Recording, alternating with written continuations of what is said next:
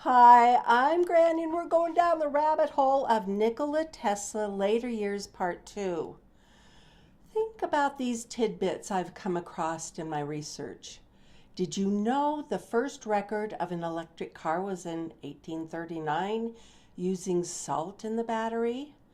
Or the first roof solar panels were installed on a rooftop in New York in 1884?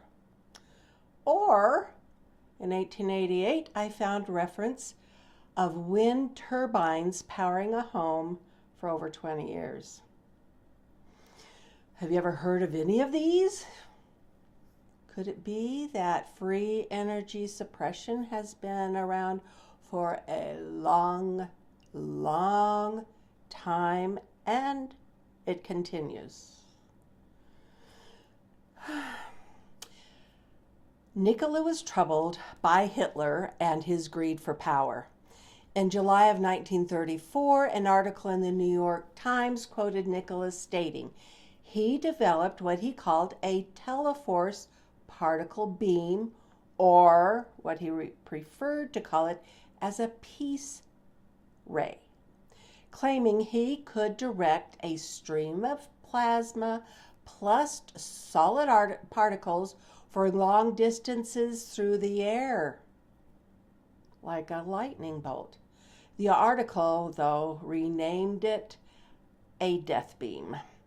Nikola believed that if every nation had one of these weapons, no country would invade another. Nikola and his father both hated wars.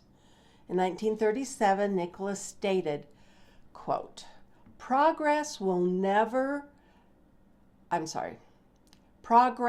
be impossible while nations persist in the savage practice of killing each other off.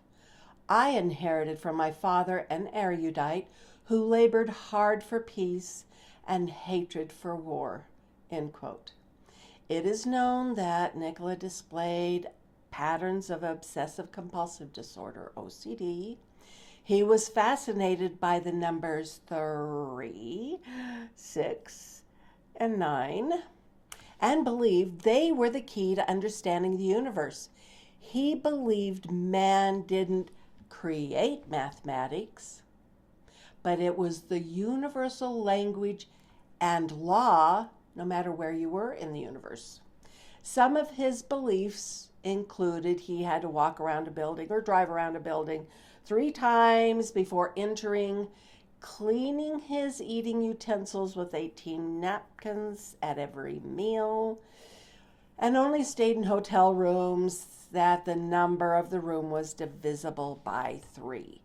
Everything he did was in sets of 3. These don't include all of his idiosyncrasies. He spoke about how difficult his behavior was for some people and began to prefer eating alone, and he was becoming more and more reclusive. He is known for his quarrelsome and suspicious behavior, but many believe his suspicions were justified. Nikola was a complicated man, a brilliant man. Many documents have been found which proved many people and many companies spent a lot of time and money undermining him. Why would they do that? Unless maybe they considered him a threat to their lifestyle, their income, power. Nikola was often seen day and night at the nearby cathedral and library to feed the pigeons. There are many reports of his love of a particular pigeon who would regularly visit him in his hotel room. Nikola would leave his windows open to give his beloved birds free rein of his rooms. And I should point out, Nikola was very particular about his own grooming and hygiene, which didn't so much transfer to the pigeons in his hotel room. But I understand Nikola's love of animals. They don't betray us like humans do.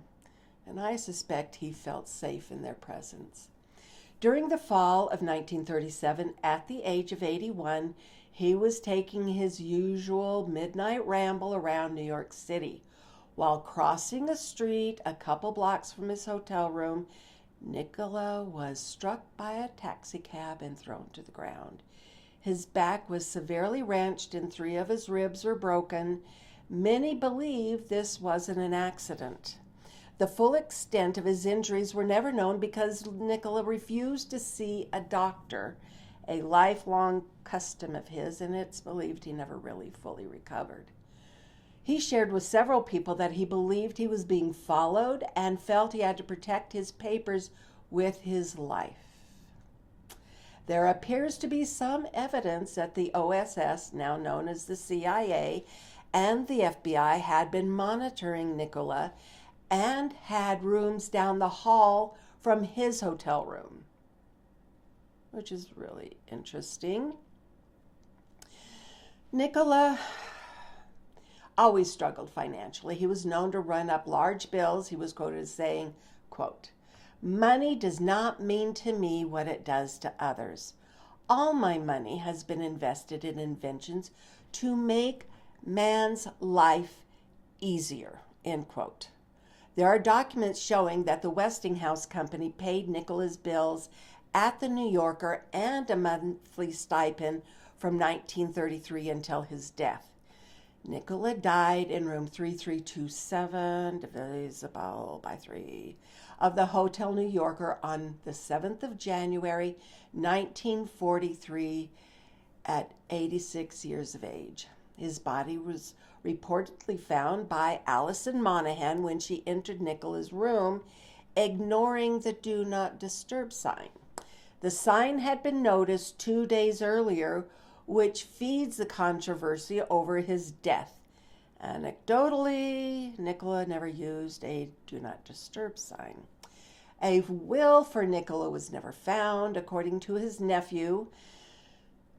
He was to inherit all of his papers and documents, and there were 80 trunks of papers filled